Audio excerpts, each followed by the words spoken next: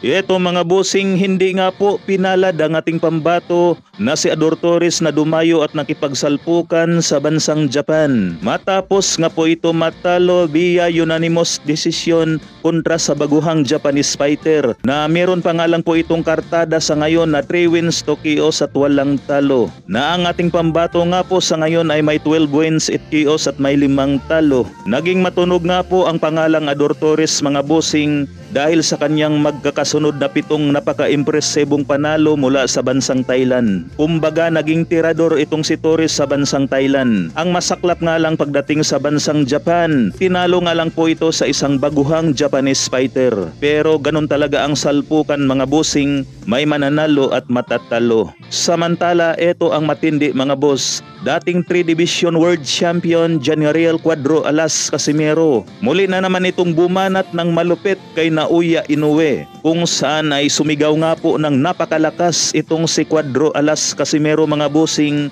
sabay banat kay Naoya Inoue na nasaan ka na? Naoya Inoue! Saan ka na?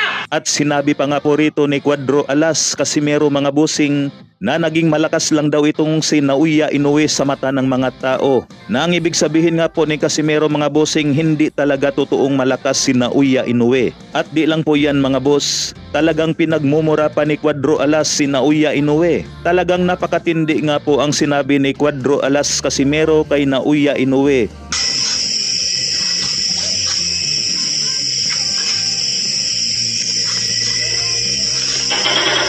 Makita ko sa dito yan.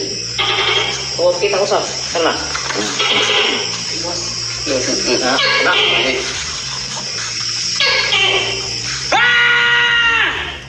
Naoya Inoue! Saan ka na? Pupaya na ako! Ha? Benta mahanap mo? Ito naman gusto mo? Pupaya! Hindi mo tumapa pa sa'yo.